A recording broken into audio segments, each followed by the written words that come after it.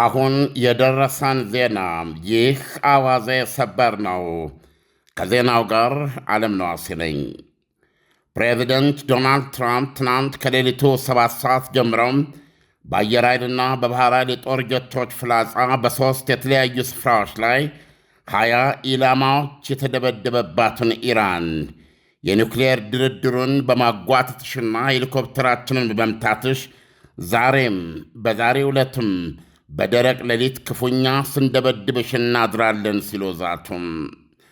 ትራምፕ በዋይት ሃውስ አንድ ሥነ ሥርዓት ላይ ለጋዜጠኞች በሰጡት መግለጫ መካከል አንድ ጋዜጠኛ አሁን ዋጋ መክፈል አለባት ኢራን ብለዋልና በማኅበራዊ ድረገጽ መልእክቶም ምን ማለት ነው ሲል ጥያቄ ያቀረበላቸው። ትራምፕም ሲመልሱ ኢራን ዛሬም ክፉኛ ስትደበደብ ታድራለች ማለቴ ነው ብለውታል። ልንመታቸው ነው፣ በጣም ነው የምንመታቸው ብለዋል ፕሬዚደንቱ ኢራኖችን። ስለ እውነት ኢራንና አሜሪካ ውል ሊደርሱ ውል ሊያስሩ በጣም ቀርበው ነበረ።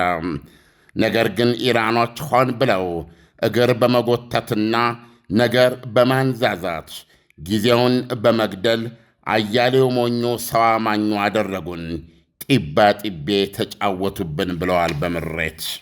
ጋዜጠኞች የኢራንን ገዢዎች እንደ አገዛዝም ሆነ እንደ አገር አከርካሪያቸውን ይሰብራል ተብሎ የሚታመነውን የኢራንን የኃይል ምንጭ ተቋማትና ድልድዮችን ይመቱ ይሆን ብለው ጠይቀዋቸው ነበረ።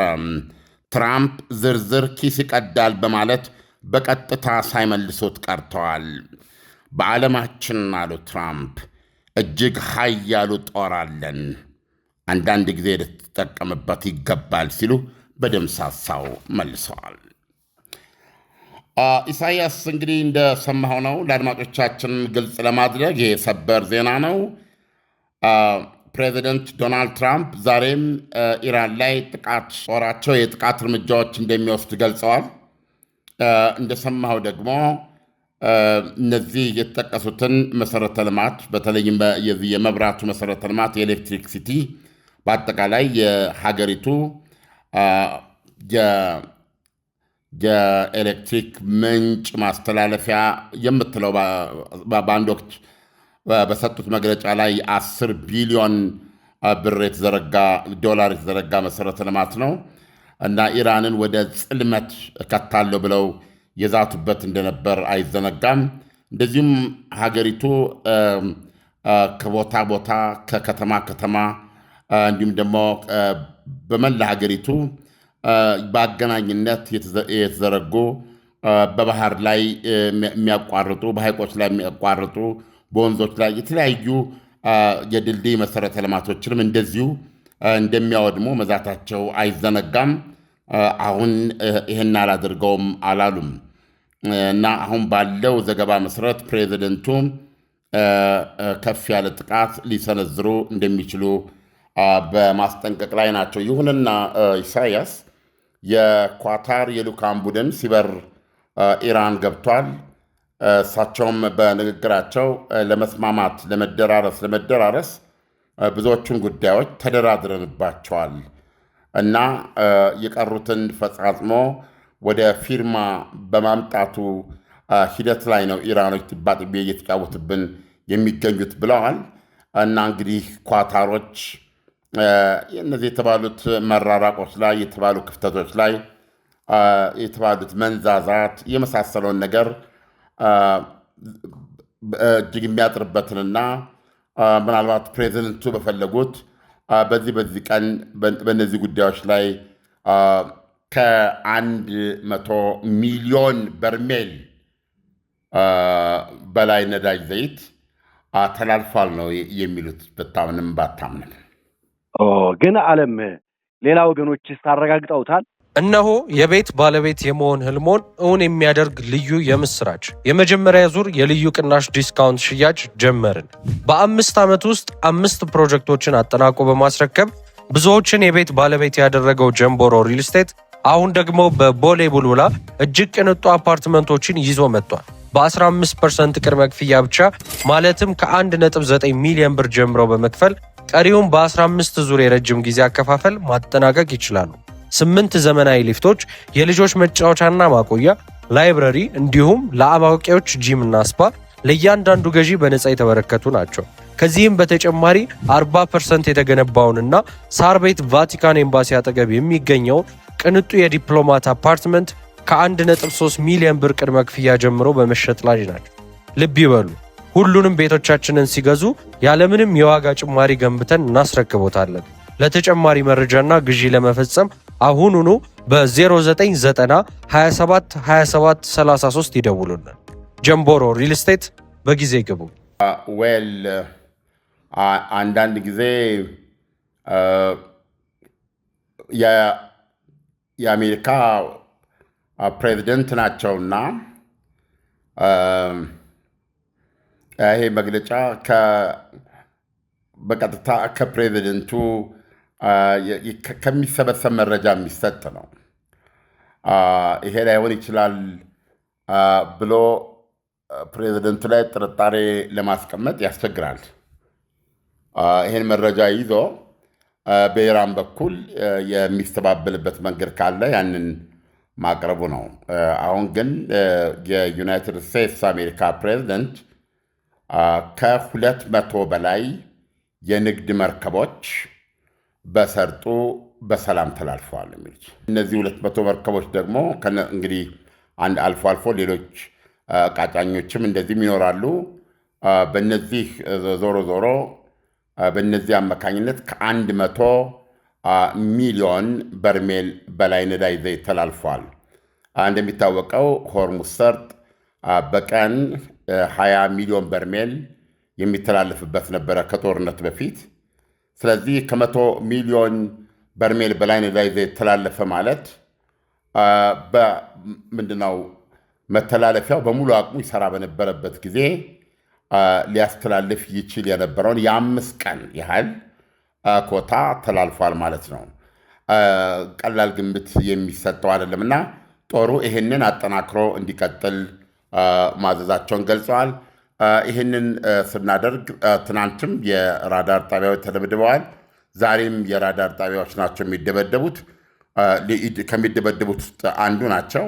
በተለይ ኬሸም የሚባለው የኢራን እዛው ሆርሙዝ ሰርጥ መሃል ያለ ትልቁ ደሴቷ ነው። እዛ ላይ ያሉ የራዳር ጣቢያዎች በጣም ቁልፍ ናቸው ያንን አካባቢ ለመቆጣጠር ለኢራን። ትናንትም ተደብድቧል። ዛሬም ተመሳሳይ ጥቃት ይጠብቀዋል። ስለዚህ በዚህ መንገድ በዋነኛነት የኢራንን ዙሪያ ገባውን የቅኝት ራዳሮች የማውደሙ ተግባር አንዱ ዓላማ በዚህ መንገድ መርከቦችን ለማስተላለፍ እንደሆነ ፕሬዚደንቱ ገልጸዋል። በነገራችን ላይ የኢራኑ ፕሬዚደንት ፔዜሽኪያን ማሱድ ፔዜሽኪያን ዶናልድ ትራምፕ የሰጡትን ማስጠንቀቂያ አጣጥለውታል። ጸንተን እንቆማለን፣ እንጋፈጣለን በማለት ነው የተናገሩት። የአሜሪካንን የኢራንን የመሠረተ ልማት የማጥቃት ዛቻን እናወግዛለን ብለዋል። ዓለም የአሜሪካው ፕሬዚዳንት እንደተናገሩት የዚህን ያክል ነዳጅ ጫኝ መርከቦች በሆርሙዝ ሰርጥ ውስጥ ማለፍ ከቻሉ ኢራን ሸብረክ ማለት ጀመረች ወደሚለው ነጥብ መምጣት እንችላለን። ውጊያ ነው። ዶናልድ ትራምፕ በዚህ ለማስተላለፍ የፈለጉት መልእክት ሆርሙዝ ሰርጥን እኛ እንጂ ኢራን አትቆጣጠርም ነው። ነገር ግን አሜሪካ አሁን በአካባቢ ባሰማራችው ኃይል ምክንያት ይህን ማድረግ ሊሆን ይችላል። ነገር ግን እስከ መቼ አሜሪካ ያሰማራችው ጦር ያሰማራችው ግብረ ኃይል ሁልጊዜ ተቀምጦ ይህን ስራ ሊሰራ አይችልም። ስለዚህ በዘላቂነት በውጊያም ሆነ በስምምነት ኢራን ወደዚህ ወደ ሰርጡ ወይም ሰርጡ ላይ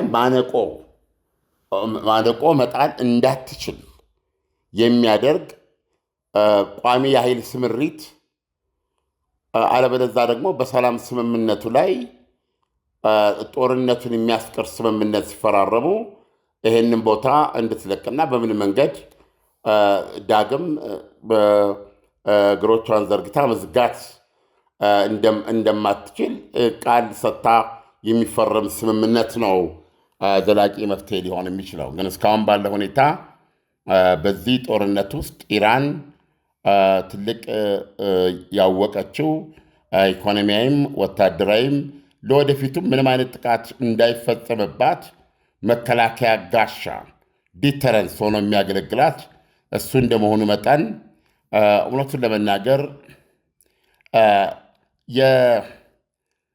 ብዙም ተንታኝ ብዙ ማወቅም ሳይጠይቅ በደመነፍስ ልትናገረው ትችላለህ።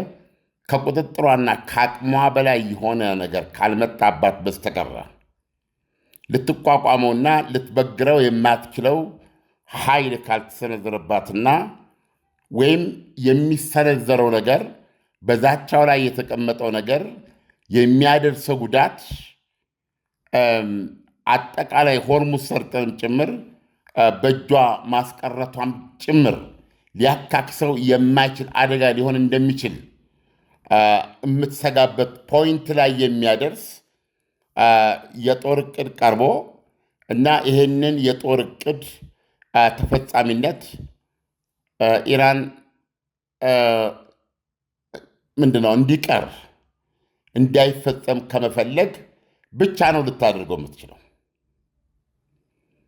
አለበለዛ ማንኛውንም መስዋዕትነት ከፍላ ስቲል አገዛዙ እንዳገዛዝ እያለ ይህንን የሆርሙዝ ሰርጥን በእጇ ማስቀረት ለኢራን የመሆን ያለመሆን ነው እና ትክክልም ነው። ኢራናዊ ሆነ ስታስበው፣ የኢራን አገዛዝ ሆነ ስታስበው ይሄን ከቻሉ ለወደፊት ከእስራኤልም ከአሜሪካም ዋስትና ሳይጠይቁ ዳግም ምንም አይነት ወታደራዊ ጥቃት እንዳይካሄድባቸው የኒውክሌር ያህል መበገር የሚችል ነው። አሁን ዓለም አይቶታል። በስካሁን የሆርሙዝ ሰርጥ በመዘጋቱ የተነሳ ዓለም ላይ የደረሰውን የኢኮኖሚ ውጥንቅጥ እንዲሁም ደግሞ አሁን በዛ ምክንያት ብዙ በሚሊዮን የሚቆጠሩ ሰዎች ለረሃብ የሚጋለጡበት ሁኔታ ተፈጥሯል የሚል ነው የዓለም የምግብ ድርጅት አሁን እየሰጠ ያለው መግለጫ። ስለዚህ ኢራን ሆርሙዝ ሰርጥን በእሷ ሉዓላዊነት ስራ ቆየችው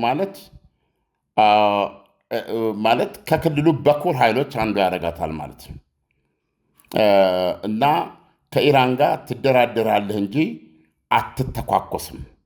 ይህንን ሊያረጋግጥላት ይችላል። ኢኮኖሚያዊ ፋይዳ አለው፣ ፖለቲካዊ ፋይዳ አለው። ምክንያቱም የኔ ጠላት እያለችው በዛ ላይ መተላለፍ አይችልም። ስለዚህ ተጽዕኖዋን ከእሷ በርቀት በአካባቢውም ሆነ በዙሪያ ገባዋ ለማስፋፋት ለማስረጽ እና ይረዳታል እና ደግሞ የመጨረሻ አልቲሜት ሚሊተሪ አቶሚክ ቦምቧ ነው። ስለዚህ ማንም ሰው ሊገምት በሚችለው የከፈለችው መስዋዕትነት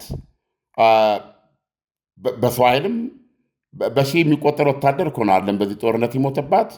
ቢያንስ እስራኤል እንደምታቀርበው ወታደሮቿ እኮ ተደብድበዋል። በዚህ በአሁኑ በ40 ቀኑ ድብደባ በሰው ደረጃ በሰላማዊ ሰዎች ደረጃም ወደ ከሺህ በላይ ናቸው የተገደሉት። እንደዚህ ያሉት በንብረት ደረጃ እስከ ሩብ ትሪሊዮን ዶላር የሚገመት ነው የተባለው። ስለዚህ ኢራን የተቀበለችው መስዋዕትነት ቀላል አይደለም። ነገር ግን ይህ መስዋዕትነቷ አገዛዙ ጸንቶ ተርፎ እንደ ሆርሙዝ ሰርጥን በእጁ አስገብቶ የሚጠናቀቅበትን መንገድ ማረጋገጥ ከቻሉ ኢራኖች ያለምንም አንጃ ግራንጃ ዘ ራይዝ ኦፍ ዘ ፐርሺያንስ እና የዓለም ደም ስር ነው የሚይዙት። ስለዚህ ኢኮኖሚያዊ፣ ፖለቲካዊ፣ ወታደራዊ ፋይዳው ኢራንን በተረጋገጠ ሁኔታ በክልሉ ላይ ከፍ ያለ ቦታ የሚሰጥ ነው የሚሆነው። ስለዚህ አሁን ይሄንን የሚወስነው በዶናልድ ትራምፕና በኢራኖች መካከል ያለ ነው። አሁን እንግዲህ እሳቸው መደብደብ ጀምራለሁ፣ መሰረተ ልማቶችን እመታለሁ እያሉ ነው። ዛሬ የሚያደርጉት ድብደባ አይ ቲንክ ቀጣዩን ሁኔታ የሚያሳይ ይሆናል። ነገር ግን ኳታሮችን ግምት ውስጥ አለማስገባት አይቻልም። የአሜሪካ ጆሮ ያላቸው ናቸው። ዶናልድ ትራምፕም አሁንም ቢሆን በተፋጠነ ሁኔታ በተጨባጭ የሰላም ስምምነቱን የጠየቋቸውን የኒውክሌር ቢያንስ ለ20 ዓመት ዩራኒየም የማታበለጽግበትንና ያንን የፈረደበት 11 አቶሚክ ቦምብ አረር ሊሰራ ይችላል የተባለ 60 በመቶ የበለጸገ ዩራኒየም የሚረከቡበትን ኢራን እንደምታስረክብ ወይም አሜሪካ ገብታ ቆፍራ እንድትወስድ የምትስማማ መሆኗን የሚገልጽ አንዳች ስምምነት ካገኙ ዶናልድ ትራምፕ አሁንም የሚመርጡት እሱን ነው። ስለዚህ ከዚህ አንጻር ጥርጥር የለውም ትናንት ያስተላልፉት ትዕዛዝ እንደተጠበቀ ሆኖ ዛሬም ኢራን ትመታለች ብለው ሰይፉን መዘዋል። ይሁንና ኳታሮች የፕሬዚደንቱ ጆሮ ስላላቸው ስቲል አሁን ኢራን ውስጥ እያደረጉ ባሉት ንግግር አንድ የተለየ ፖይንት ላይ ከደረሱ እንደገና ዶናልድ ትራምፕን ካፋፉ የመመለስ ዕድል አይኖራቸውም ብዬ ማሰብ አልፈልግም። ዞሮ ግን እንደ ኢራን የሀገሪቱ ፕሬዚደንት የሰጡት ምላሽ አንስፈራራም የሚል ነው እና እንደውም ምንድን ነው ያሉት ፕሬዚደንት ፔዜሽኪያን ይሄ የዶናልድ ትራምፕ ዛቻና ቁጣ የተስፋ መቁረጥ ምልክት ነው፣ ሳይን ኦፍ ዴስፐሬሽን ነው ያሉት። ለዛሬው ትንታኔ ከወዲሁ አመሰግናለሁ። መልካም ምሽት ይሁንልህ። እነሆ የቤት ባለቤት የመሆን ህልሞን እውን የሚያደርግ ልዩ የምስራች! የመጀመሪያ ዙር የልዩ ቅናሽ ዲስካውንት ሽያጭ ጀመርን። በ5 ዓመት ውስጥ 5 ፕሮጀክቶችን አጠናቆ በማስረከብ ብዙዎችን የቤት ባለቤት ያደረገው ጀምቦሮ ሪል ስቴት አሁን ደግሞ በቦሌ ቡልቡላ እጅግ ቅንጡ አፓርትመንቶችን ይዞ መጥቷል። በ15% ቅድመ ክፍያ ብቻ ማለትም ከ1.9 ሚሊዮን ብር ጀምሮ በመክፈል ቀሪውን በ15 ዙር የረጅም ጊዜ አከፋፈል ማጠናቀቅ ይችላሉ። 8 ዘመናዊ ሊፍቶች፣ የልጆች መጫወቻና ማቆያ፣ ላይብረሪ እንዲሁም ለአዋቂዎች ጂምና ስፓ ለእያንዳንዱ ገዢ በነፃ የተበረከቱ ናቸው። ከዚህም በተጨማሪ 40% የተገነባውንና ሳር ቤት ቫቲካን ኤምባሲ አጠገብ የሚገኘውን ቅንጡ የዲፕሎማት አፓርትመንት ከ1.3 ሚሊዮን ብር ቅድመ ክፍያ ጀምሮ በመሸጥ ላይ ናቸው። ልብ ይበሉ፣ ሁሉንም ቤቶቻችንን ሲገዙ ያለምንም የዋጋ ጭማሪ ገንብተን እናስረክቦታለን። ለተጨማሪ መረጃና ግዢ ለመፈጸም አሁኑኑ በ0990 27 27 33 ይደውሉልን። ጀምቦሮ ሪል ስቴት፣ በጊዜ ግቡ።